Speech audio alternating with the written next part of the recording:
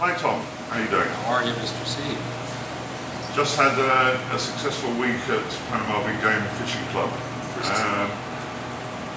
Achieved our first blue marlin, 300 pound on the fly, and lots of other things. For the benefit of other fly fishermen wanting to come to this part of the world, I thought we'd recap your story. Why don't you start off with how did you choose Panama Big Game? How did you come across it? And what was your research? And then how you got here? Well, frankly, I've been wanting to catch a marlin on a fly for quite a while. I've caught quite a few sailfish, tuna, and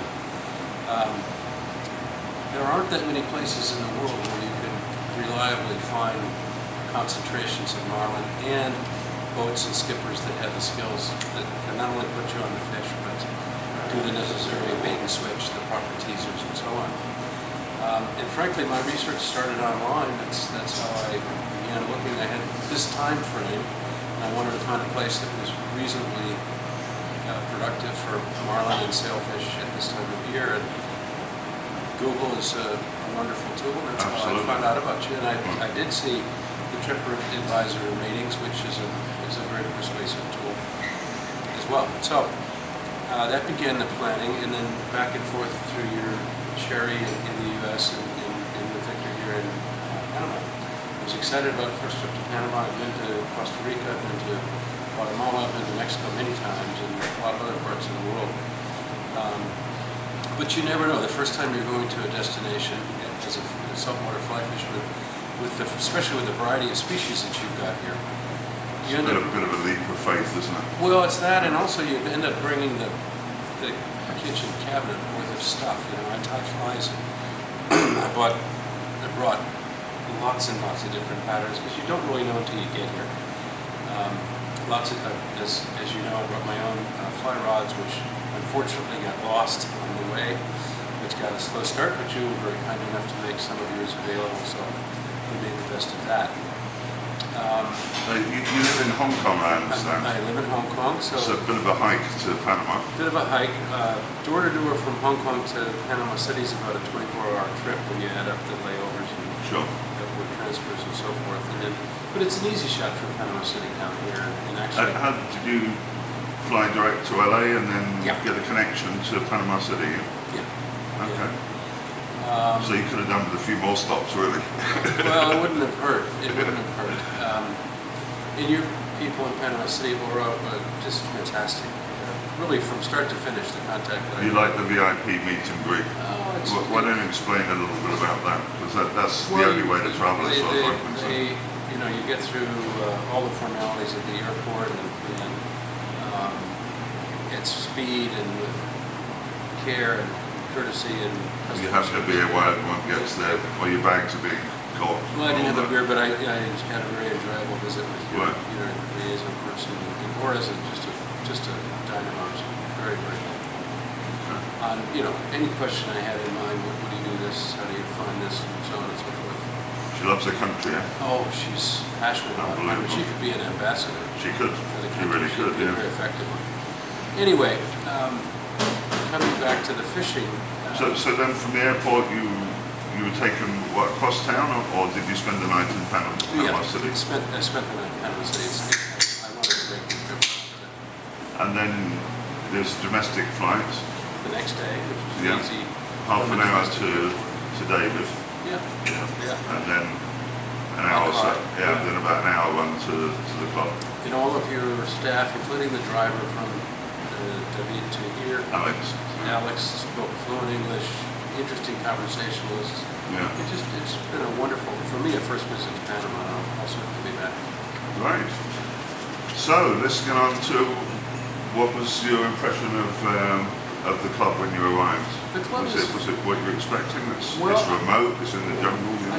What I was expecting was basically what I read about on the website, and it's everything that's there and more, because the people really got a wonderful group of people there, including the whole 9 yards, the whole staff. They're just very, very, very congenial and very helpful.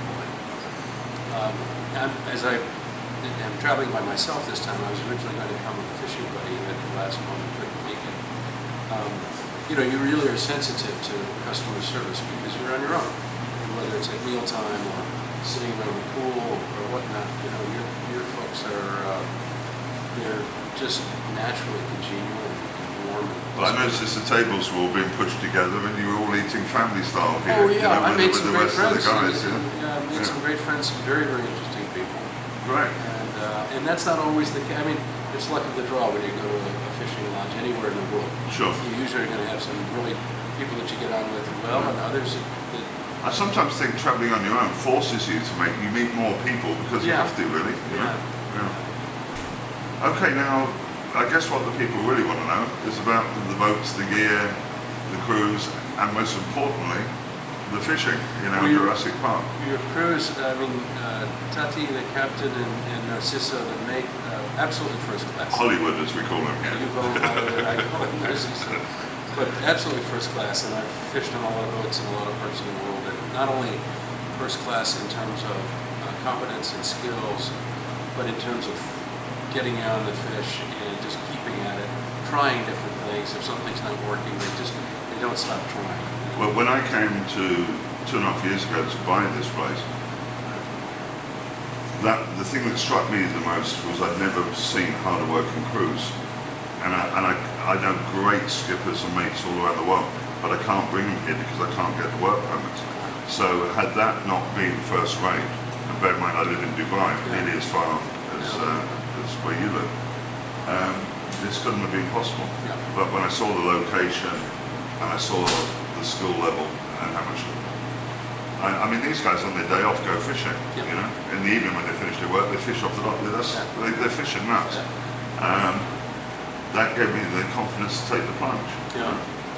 Well, that comes through loud and clear. And then you've got, as you mentioned, you know, your location here. You've got all kinds of outstanding inshore fishing nearby.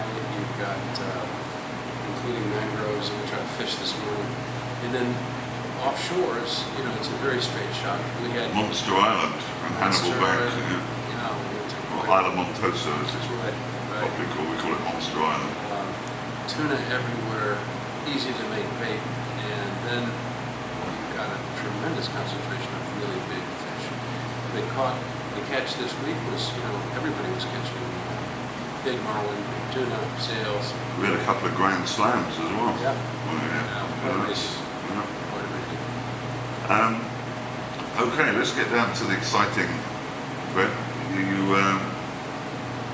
I think you started off with a Dorado or two Yeah. when you hit this. Before my fly rods got. Yeah, before your fly was got yeah. Right. And then on the fly, when your fly rods came,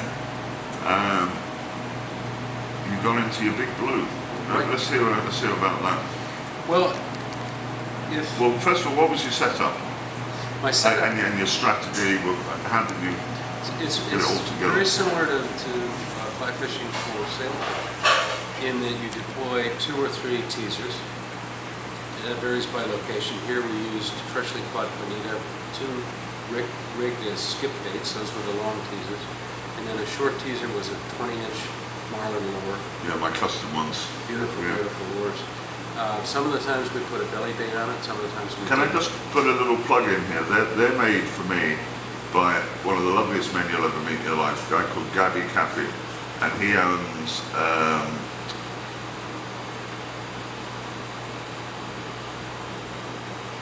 what's the name? They're based in Miami in Florida. Coffee cigars. Huh? Think coffee cigars. No, the name of the lure manufacturer. Hang on. God, it's escaping. He's going to kill me.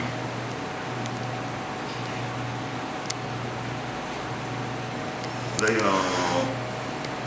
Let's carry on with what you're saying. Okay. It will come to me, and I'll bring it in at the end. Okay. So that's the you've got 3 teasers out, 2 long. In this case, we used bonita as skip baits, and then a shorter big marlin lure. And we tried different configurations, and when we perfected it, because we've got one crew and one skipper and one fisherman. When you get a fish is coming in onto one of the teasers, you've got to get that fish, you've got to get that teaser in and keep the fish on it. Basically, you've got to get the other teasers out of the way. Otherwise, you're going to have Sure, tangles and things. well, not only that, but the fish is going to go back and forth, and you won't. The fly caster is positioned at the starboard stern corner. Right. You put enough line to cast into a bucket just to avoid doing line fandangos with Right. on your feet and the cleats and everything else. So that's in a bucket. You're ready to go. You've got the fly on the gunnel. And the bucket of safety as well. I mean, I've been trout fishing and got it tangled around my legs. Other than that with a marlin, you have to pull you overboard all the time. So the drill is that when you get a fish in the teaser, the mate says left teaser, right teaser, middle teaser, so that everybody, because oftentimes the captain or the mate's going to see the fish before the angler does. That's the name. So everybody then starts to get into position, and depending on which teaser the fish is on, either the mate is the first to move, or the captain, because you've got one teaser is running off one of the captain's reels up above, right? So Toddy's able, if it's we were running the Marlin, right? Off the the starboard outrigger is out. Yeah. The port outrigger is not. Yes. So you can cast. Yeah. Right. So if all goes according to plan, which is almost never the case, eventually you get a situation where there's a fish within casting range, and at that point you cast. The teasers should be out of the water, but they're not always able to be out of the water at that point in time, and that's not the end of the world. The key thing is that the fish is lit up. The fish is looking for something, and that's the way. When you drop your fly, preferably a little bit behind the fish, but within, close enough that the fish is going to see it. I use a 12-inch popper, which I tie myself. It's a tube fly, and the popper head is, it slides onto the front of the fly, which is good so that when the fish takes it and takes off, the popper just floats free and it doesn't impede it. Very similar fly we use to catch sailfish in other parts of the world, like Malaysia, Lumpkin. What colour was the fly? The one that worked, both the fish this week was a combination of pink and white, a little bit of red, a lot of flash, big pink popper head. So the biggest pitfall for most first-time billfish fly anglers is as soon as the adrenaline rush is so phenomenal. Right. Once you see that fish turn and take the fly, that at that moment you want to do a trout strike. Right. That's going to lose the fish for sure. Right. And secondly, what you actually want to do is to let the fish take the fly and then turn, because it'll typically turn away from the boat, which gives you an opportunity for a strip strike. And there are different schools of thought on this. I've tried it both ways. Some people believe in a Y strike with the rod in your dominant hand and the line in the other hand, and you branch out like that. Personally, that doesn't work as well for me as a straight reverse. You pinch the line between the rod butt and your hand, and you better have some good gloves on and some tape as well. So you're literally pulling it into, as the fish has turned, right. You're literally pulling the hook into the corner, the perfect spot in the corner of the mouth. Exactly. Yeah. Now, there's all kinds of different rigs, but I use a tandem hook. I typically use, these originally designed for sailfish, but what I used this time as well was a 100-pound tandem hook on mono. Some people rig it on wire, and that's definitely stronger. I don't like the action as well. Right. If the hooks are And what breaking strain line were you using? 100-pound mono. And would you go lower than that or not? Not on a mono. No. No, I wouldn't even try. I Okay. might go higher. You might go higher. Yeah, having seen what happened to what was left of them. And what about the backing? How much backing and line? 600 yards of hatch, which is a new, it's like a Spectrum, super fine backing, and a lot of it went screaming off the reel, as you can imagine, Right. during the fight. How do you control the reel and the overspinning or not getting burnt, or is it? It's 'Cause with it great must be- difficulty. In the it must beginning, be you just going around there's like some a people use propeller, it. isn't it? I didn't use an anti-reverse reel. Some people prefer Right. that. A lot of purists don't like them. I used direct drive. I used an I-Tan T150, which is a great reel. Right.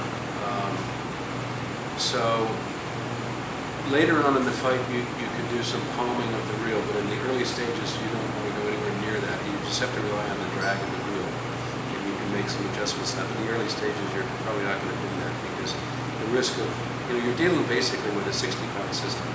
The backing is 60 pound, most of the lines are 60 pound, and then it depends on what leader you use.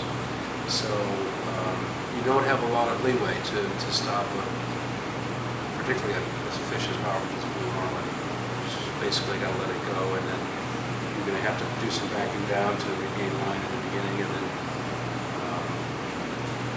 So when this fish was hooked, did it jump and head for the horizon, or?